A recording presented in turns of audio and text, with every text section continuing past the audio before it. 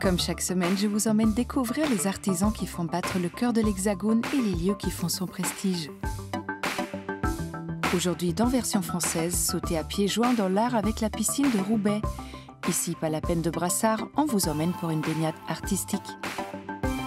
Amandine Chéniaud est chef et transforme son amour pour les produits qui l'entourent en plats qui mettent des étoiles dans les yeux. Lieu de travail, salopette, blouson. Ici, on vous montre comment les uniformes des travailleurs sont arrivés jusqu'au podium. Chez Maison des Lilles, c'est une histoire d'art et de famille. Aujourd'hui découverte de la ferronnerie et bronzerie dans le geste. Et avant de rencontrer la chef Amandine Chéniaud, tout de suite, point de vue.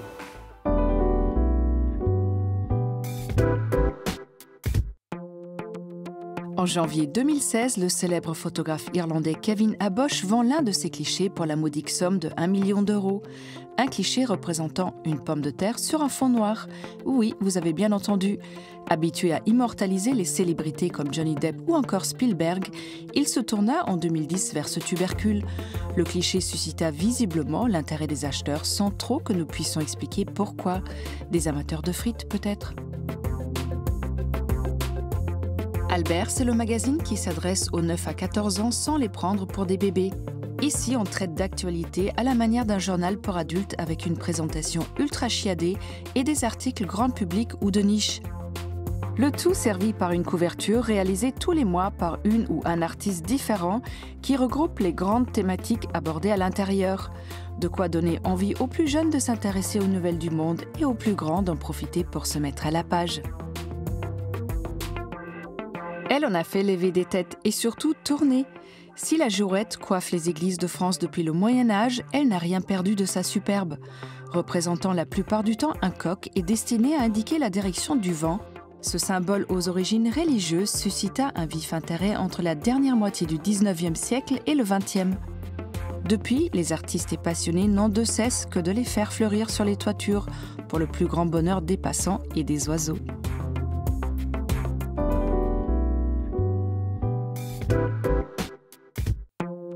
Venez admirer la piscine de Roubaix dans tous au musée. Aujourd'hui, on flotte dans un monde art déco onirique.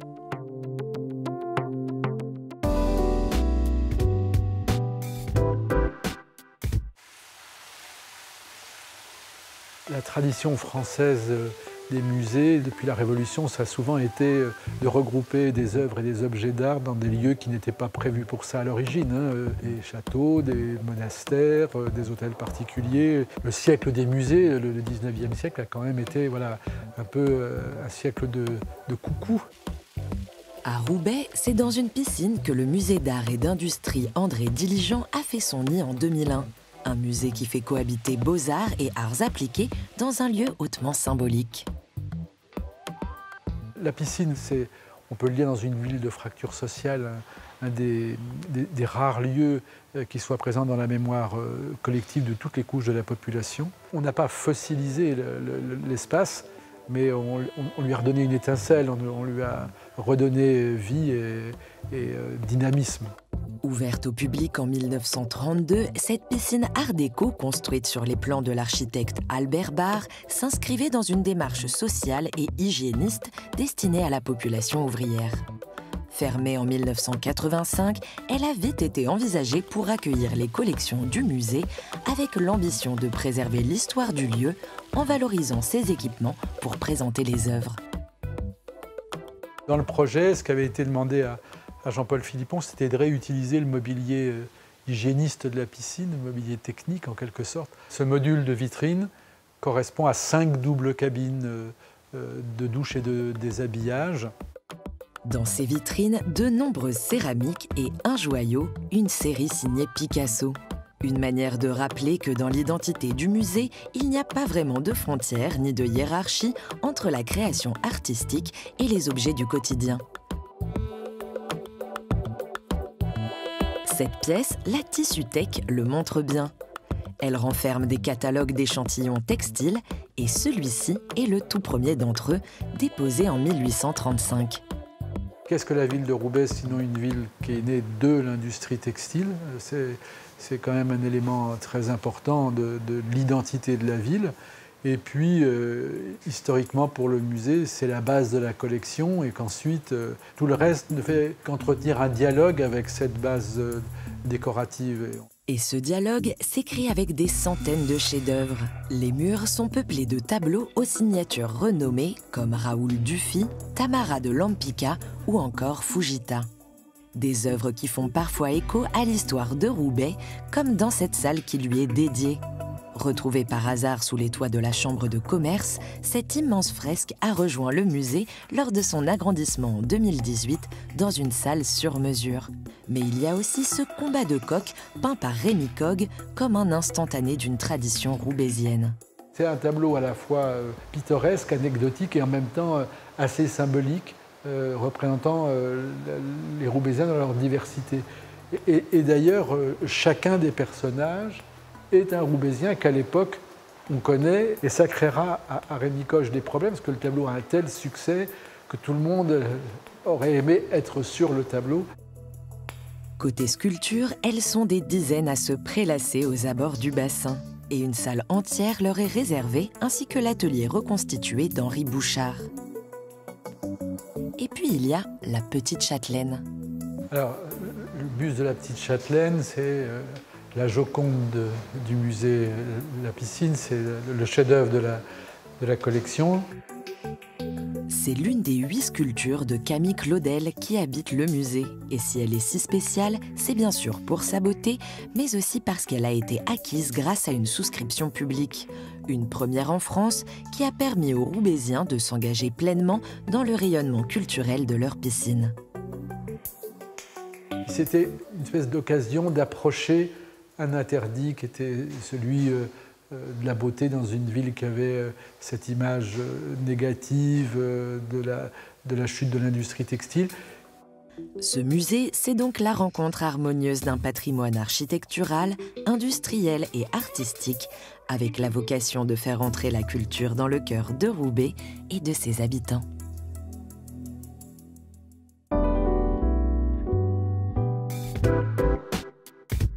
Traçabilité et proximité sont les maîtres mots de la chef Amandine Chéniaud. Nous l'avons rencontrée dans ses restaurants où elle nous a fait faire un tour du propriétaire en version gastronomique.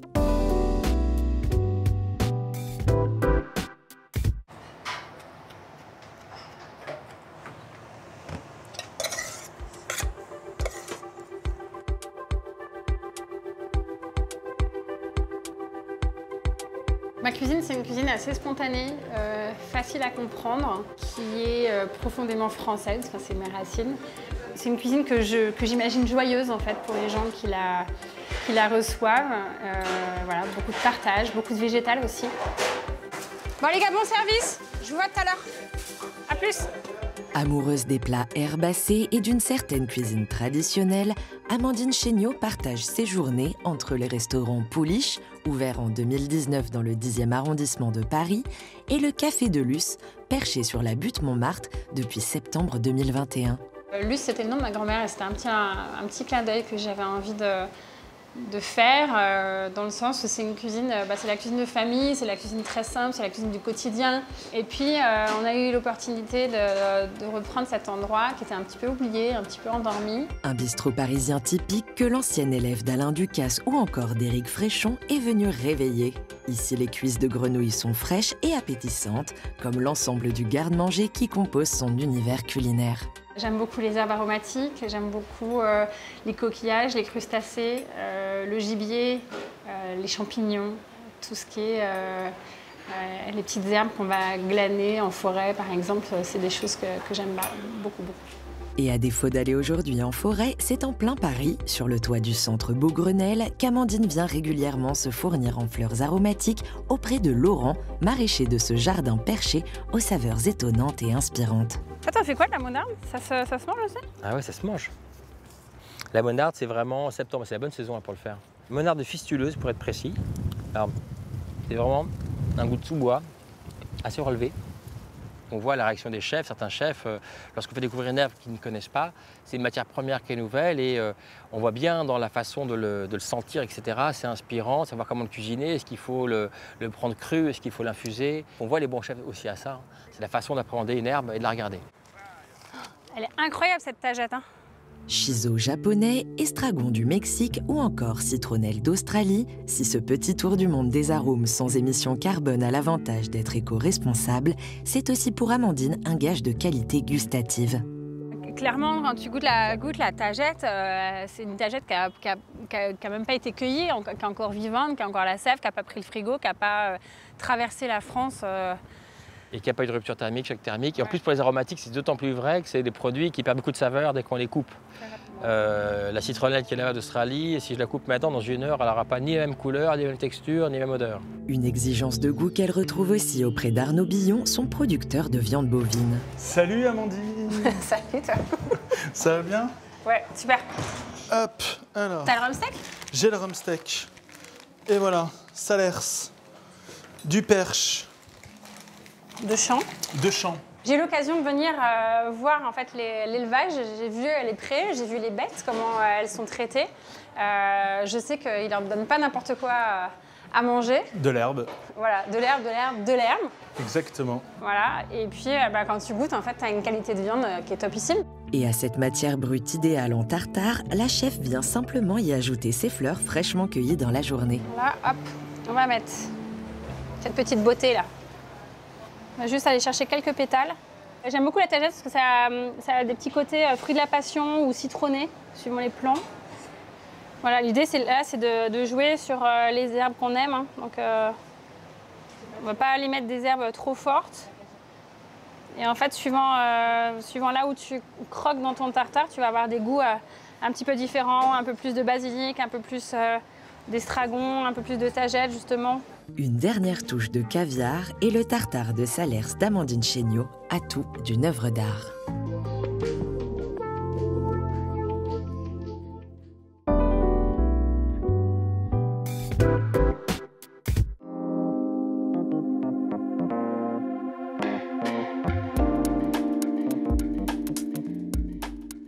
Bonjour Amandine. Bonjour.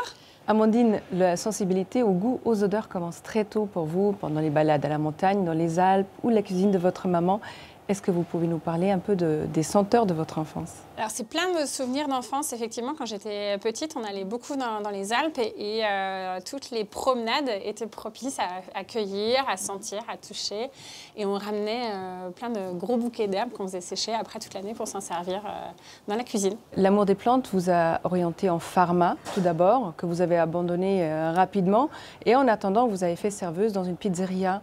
Et c'est là que tout a commencé? C'est là où j'ai eu un déclic, où je me suis dit que, en fait, on pouvait faire autre chose dans la vie et être parfaitement heureux. Et ensuite, c'est le Bocuse d'Or, en fait, ma participation au Bocuse d'Or qui m'a fait prendre conscience que finalement, j'avais peut-être quelque chose à vraiment faire sur le long terme dans ce métier-là et revoir un peu mes objectifs.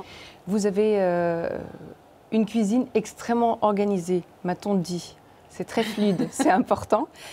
Oui, c'est hyper important, mais je pense qu'en n'importe quelle entreprise, on est obligé d'être carré, d'être organisé, d'avoir une hiérarchie, d'avoir des rôles définis. Et puis c'est vrai qu'en cuisine, de toute façon, on a cette structure qui est forte, qui est marquée. On n'a pas du oui chef dans tous les sens non plus. Moi, c'est quelque chose qui est complètement derrière moi pour moi. J'ai plus envie de ça. J'ai envie de codes un peu nouveaux, qui soient hybrides. Pendant trop longtemps, j'ai travaillé dans des grandes maisons où il y avait cette rigueur et en même temps quelque chose de très strict et assez douloureux. On n'avait pas le droit de rire, on n'avait pas le droit de trop parler. Il y a quelque chose d'assez militaire. Oui, très strict. Alors déjà, à l'époque, j'avais du mal à rentrer un peu dans le rang et souvent, je me faisais un petit peu rappeler à l'ordre. Et aujourd'hui, moi, je suis la première à arriver le matin, à faire un café pour tout le monde, à mettre la musique, à raconter une blague, à raconter une petite anecdote. Je trouve que voilà, on travaille tous ensemble et pour moi, c'est important que les journées se passent de façon joyeuse et qu'il y ait un vrai partage, en fait. La notion d'équipe indispensable en cuisine. Complètement. On est personne tout seul, on ne va pas très vite, on ne va pas très loin. Encore plus avec 2 restaurants, on est obligé d'avoir des gens sérieux, compétents, investis et qui ont vraiment toute ma confiance autour de nous. Alors justement, vous avez 2 restaurants maintenant. Ouais. Comment la créativité de la femme chef que vous êtes peut cohabiter avec la femme d'affaires que vous devez forcément être? C'est deux fonctionnements de cerveau complètement différents, j'ai tendance à dire. Quand on est dans les chiffres, quand on est dans le factuel, quand on est sur le côté gestion, voilà, c'est des tableaux Excel, il n'y a pas de place à l'affect. On est vraiment dans quelque chose de quasi mathématique, en fait. Et en revanche, quand on est dans la création, il faut laisser parler la sensibilité, il faut justement être connecté à ses émotions. Et pour moi, c'est vraiment une gymnastique de cerveau très, très différente. Donc, il y a des moments qui sont pour la gestion de l'entreprise, on va dire, et puis des moments qui sont plus pour la rêverie, pour imaginer des choses. Amandine, depuis 20 ans que vous êtes en cuisine, je pense que le métier a évolué, notamment dans la conscience qu'on a de prendre des petits producteurs, de prendre des produits qui ne sont pas trop loin, peut-être de ne pas manger ou pas servir systématiquement de la viande aussi. Est-ce que ça fait partie de votre cahier de charge, de votre façon de penser maintenant? Ça fait complètement partie de mes valeurs. En fait, aujourd'hui, si on est un minimum éduqué, si on est un minimum curieux et qu'on ne vit pas dans une bulle ou dans une grotte coupée du monde, on ne peut pas ne pas savoir qu'il faut faire attention à la façon dont on consomme de façon générale et que l'impact de la nourriture est le déclic le plus facile, le plus quotidien et finalement le plus impactant sur notre empreinte par rapport à la planète. Donc c'était important pour moi d'avoir une approche raisonnée et nouvelle, et en tout cas de vraiment prendre position sur la façon dont on allait utiliser les ressources de la planète. Ouais. Sur quel plat vous travaillez en ce moment? Là, on va avoir les champignons qui vont arriver, donc on va aller s'amuser autour de ça. C'est un territoire que j'aime beaucoup, puis les gibiers, la grouse là, qui démarre, donc ça c'est des petits moments de bonheur. Tout ça, ça donne très envie. Merci Amandine. Avec plaisir.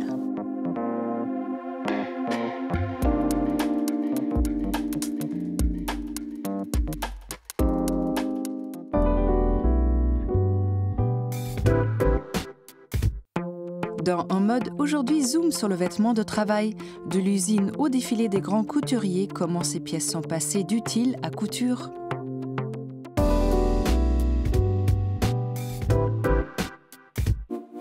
Parmi les grands succès de l'histoire du vêtement, ces pièces qui ont passé l'épreuve du temps sont constamment réinventées par les créateurs.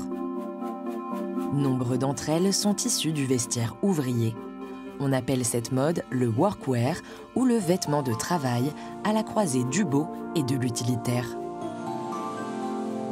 Et son influence est partout, à commencer par le denim, la matière ouvrière par excellence, née dans les années 1880. D'abord destiné aux cow-boys, aux mineurs et aux ouvriers ferroviaires, le jean, sa chemise et sa veste à poches multiples sont à la fois pratiques et robustes. Il compte parmi les pièces les plus portées et déclinées au monde, comme ici chez Y Project. C'est à la même période que naît le bleu de travail. Taillé dans une matière ultra résistante appelée moleskine de coton, il est l'un des symboles vestimentaires de la révolution industrielle. Née à la fin du 19e, la veste de travail de la marque Le Mont Saint-Michel est devenue une icône de la mode. On en trouve aujourd'hui des déclinaisons chez Carhartt, qui s'est spécialisé dans le workwear branché, mais aussi chez Lemaire en version sophistiquée, chez Zegna, façon luxe à l'italienne, ou chez le créateur kurde Dilan Lur, qui pour la marque Namacheco s'inspire du vestiaire ouvrier qu'il décline dans des matières précieuses. Comme avec cette combinaison, une autre pièce utilitaire qui a conquis les podiums. Née chez les parachutistes et imitée par la créatrice Elsa Schiaparelli dès les années 1930, elle est popularisée par la figure de l'ouvrière Rosie la rifteuse qui démocratise combinaisons et salopettes, aujourd'hui déclinées sous toutes leurs formes.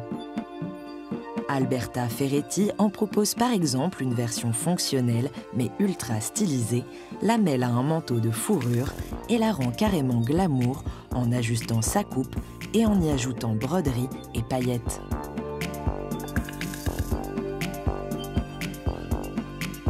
Ed Miner, lui, en exagère les volumes. Il part d'un vestiaire de travail pour imaginer des collections poétiques où les jeux de matière brute et la sobriété des teintes adoucissent les codes du genre. Chez Spencer Phipps, on trouve tous les marqueurs du vestiaire workwear. Il joue sur un effet usé et sur des pièces utilitaires, de la salopette au tablier en passant par la fameuse chemise de bûcheron taillée dans une flanelle épaisse et protectrice. Preuve que la mode n'est pas qu'affaire de superflu et qu'un vêtement qui reste est avant tout utile et fonctionnel.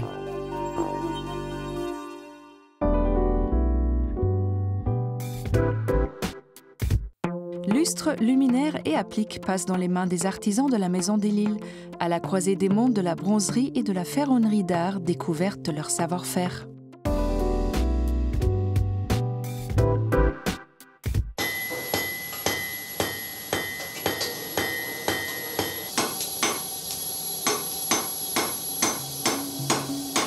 Mon grand-père Henri de Lille a créé la maison en 1895, donc je suis la 5e génération. Notre métier est de créer des luminaires et du mobilier sur mesure avec des décorateurs ou des designers pour des projets. Et on est une partie du tableau, on crée une partie du tableau. Main dans la main avec les artistes avec lesquels il collabore, et ce depuis 5 générations, la ferronnerie d'art de Lille manie le fer et le bronze pour illuminer et habiller des pièces du patrimoine français, des intérieurs de particuliers ou des lieux prestigieux dans le monde entier. Fer, bronze ou laiton, le choix de la matière varie en fonction de l'œuvre qui sera réalisée. S'il y a de la sculpture, s'il n'y a pas de sculpture, s'il y a de la sculpture, bronze. S'il n'y a pas de sculpture, on a le choix de travailler ou en fer ou en laiton, qui est finalement l'équivalent du fer en termes de travail avec des barres et des feuilles de laiton. C'est le décor ensuite qui va nous diriger, ou la matière recherchée. C'est-à-dire que si c'est un décor à la feuille, on va pouvoir très bien, ou un décor patiné au feu, on va très bien pouvoir travailler avec de l'acier. Si on veut travailler avec des décors par électrolyse, c'est-à-dire au bain, il va falloir travailler avec du laiton. Dans cet atelier qui fourmille, plusieurs corps de métier cohabitent et se complètent comme les maillons d'une chaîne. Chaque étape a son importance et nécessite son propre savoir-faire. Mais chaque œuvre et chaque projet commence toujours par un dessin. Et avec l'arrivée de Jean de Lille, les techniques de dessin évoluent.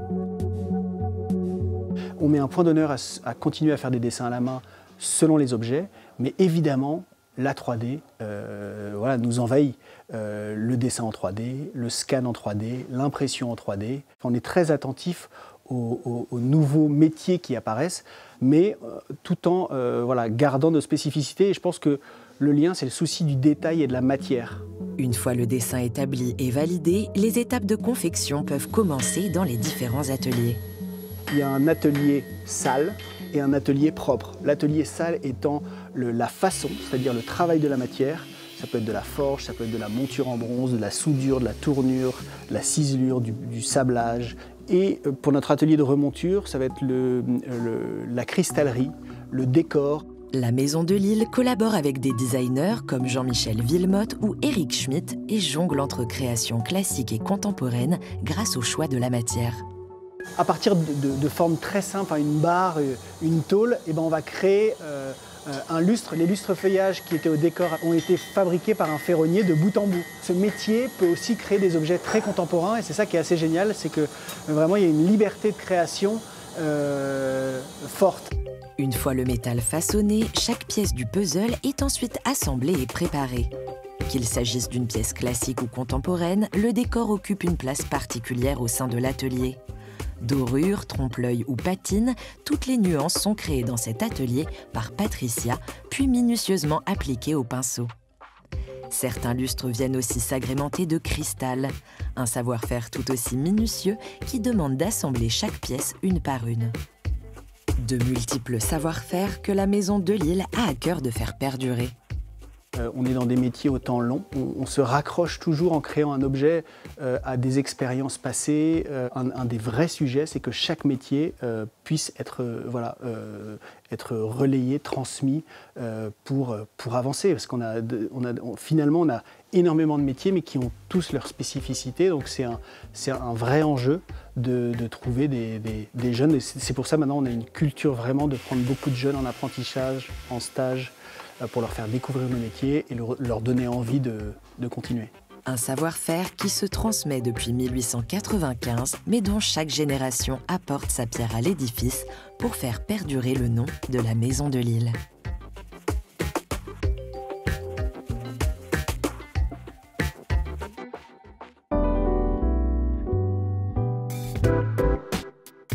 Version française est déjà terminée, mais on se retrouve très vite pour toujours plus de découvertes. Bye!